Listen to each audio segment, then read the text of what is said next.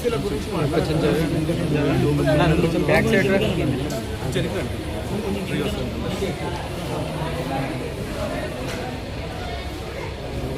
ఆయన ఆరోగ్యం బాగాలేదు కదమ్మా, ఎందుకు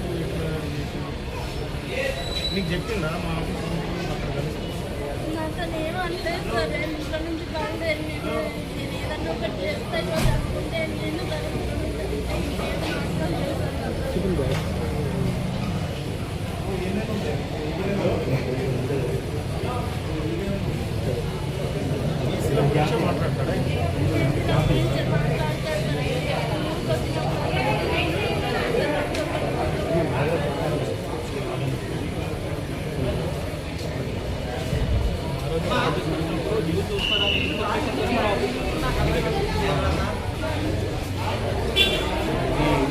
అత్యంత బాధాకరమైన విషయం.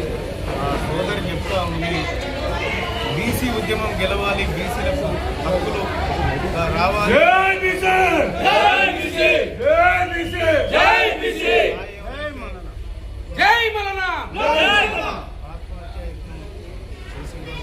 బాధాకరమైన విషయం. తెలంగాణ రాష్ట్రంలో ఉన్నటువంటి బీసీ ఎమ్మెల్యేలారా, బీసీ ఎంపీలారా, బీసీ నాయకులారా, సిగ్గు తెచ్చుకోండి. మంత్రులకు కూడా చెప్తాను, సిగ్గు తెచ్చుకోండి. ఇవాళ మన బిడ్డలు బీసీలకు అన్యాయం జరిగిందని చెప్పి పెట్రోల్ పోసి తగలబెట్టుకుంటే కూడా ఇంకా మీకు సిగ్గు లేకుండా, బుద్ధి లేకుండా ఈ నాయకత్వం అంతా ఏం చేస్తూ ఉంది? అగ్రవర్ణాల దగ్గర అమ్ముడు పోయి కూర్చున్నది. బీసీ ప్రజలారా ఎవరు కూడా దయచేసి ఇలాంటిది ఆత్మహత్య యత్నాలు చేయకండి. మేమున్నాం, మేము ఈ బీసీ ఉద్యమాన్ని నడిపిస్తాం. ఖచ్చితంగా బీసీలకు రావాల్సినటువంటి రిజర్వేషన్లు వస్తాయి, బీసీలకు రావాల్సినటువంటి అన్నీ వస్తాయని చెప్పి తెలియజేస్తా ఉన్నా. దయచేసి ఇలాంటి ఆత్మ బలిదానాలకు ఎవరు ఒడిగట్టొద్దు బీసీలని చెప్తా ఉన్నా. ఇది ఆత్మ బలిదానాల ఉద్యమం కాదు. ఇది ఎవరి ఒంట్లోంచి కూడా ఒక రక్తం చుక్క రాలకుండా చేసేటువంటి యుద్ధం. ఈ యుద్ధంలో ఖచ్చితంగా బీసీలారా నేను మనల్ని గెలిపిస్తా, మీరు కంగారు పడకండి, ఆందోళన పడకండి. ఇవాళ నేను మాట్లాడడం జరిగింది, ఆత్మహత్య యత్నం చేసినటువంటి సాయితో నేను మాట్లాడడం జరిగింది. ఎందుకు చేసినావు సాయి ఇట్లా అంటే, నిన్నటిదాకా శ్రీకాంతాచారి ఆ ఉద్యమం కోసం చేసిండు, నేను బీసీల ఉద్యమం కోసం చేసిన అన్న అని చెప్పి చెప్తా ఉన్నాడు. అన్న నాకు కొన్ని మంచినీళ్ళు ఇవ్వనా అని చెప్పి నన్ను ప్రాధేయపడతా ఉన్నాడు. ఇది అత్యంత బాధాకరమైనటువంటి విషయం. ఇటువంటి బాధ ఏ కుటుంబానికి కూడా రాకూడదు. ఎందుకంటే ఈ తల్లి మొన్ననే నా దగ్గరకు వచ్చింది.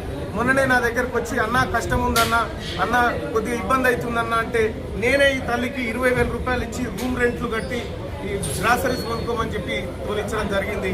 కానీ ఇటువంటి రోజు వస్తుందని మేము ఎక్స్పెక్ట్ చేయలేదు. ఇవాళ సాయంత్రం న్యూస్ ఆఫీస్ దగ్గరికి, నా కార్యాలయం దగ్గరికి వచ్చిందంట. నేను అప్పటికే వేరే పని మీద బయటకు వెళ్ళిపోయినా. మా వాళ్ళని కలిస్తే మీరు రేపు ఉదయం రండి, అన్న లేడు బయటికి వెళ్ళాడని చెప్పారంట.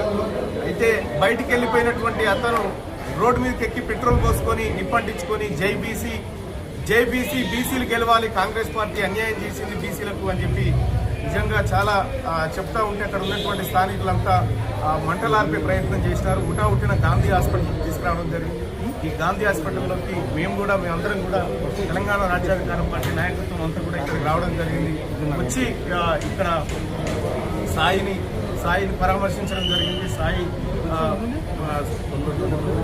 సాయి తొందరలోనే కోలుకోవాలని, ఎవరు ఇలాంటి దుర్ఘటనలకు పాల్పడొద్దని చెప్పి తెలియజేస్తా ఉన్నా. ఆ కుటుంబానికి తెలంగాణ రాజ్యాధికార పార్టీ అండగా నిలబడుతుంది. వాళ్ళ సోదరుడిగా తీన్మార్ మల్లన్నగా ఈ కుటుంబానికి అండగా నిలబడతా. ఈ కుటుంబానికి మనోధైర్యం ఇవ్వాల్సినటువంటి ఇవాళ పరిస్థితి ఉంది. దయచేసి బీసీలారా ఇటువంటి కార్యక్రమం ఎవరు చేయకండి. ఇది మాలాంటి వాళ్లకు ఇబ్బంది కలుగుతుంది, ఈ ఉద్యమాన్ని నడిపేటువంటి వాళ్ళకి ఇబ్బంది కలుగుతుంది. దయచేసి ఇటువంటి చేయొద్దని చెప్పి నేను రిక్వెస్ట్ చేస్తా ఉన్నా.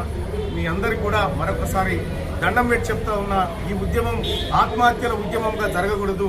ఈ ఉద్యమం చాలా నిఖార్సైన మనోధైర్యంతో జరగాల్సినటువంటి ఉద్యమం నేను రిక్వెస్ట్ చేస్తా ఉన్నా. ఇది ఇంకా బాధాకరమైనటువంటి పరిస్థితి ఎవరు కూడా రాకూడదు. ఆ బిడ్డ 3 పిల్లలు ఉన్నారు. ఆ బిడ్డకు, ఈ ఆడబిడ్డకు 3 పిల్లలు ఉన్నారు. వాళ్ళ కుటుంబం అంతా ఇవాళ చాలా ఇబ్బంది అయినటువంటి పరిస్థితి ఉంది. ఆ కుటుంబాన్ని కాపాడాల్సినటువంటి అవసరం ఉంది. ఇవాళ తెలంగాణ రాష్ట్రంలో 42% రిజర్వేషన్ కాంగ్రెస్ పార్టీ ఇచ్చిన మాట నిలబెట్టుకుని ఉంటే ఇవాళ ఈ బలిదాన కార్యక్రమాలు జరగకపోతుండే. ముఖ్యమంత్రి రేవంత్ రెడ్డి గారు దీనికి పూర్తి బాధ్యత నువ్వే వహించాలి. ఇవాళ అన్ని పార్టీల రాజకీయ నాయకులు దీనికి బాధ్యత వహించాలి.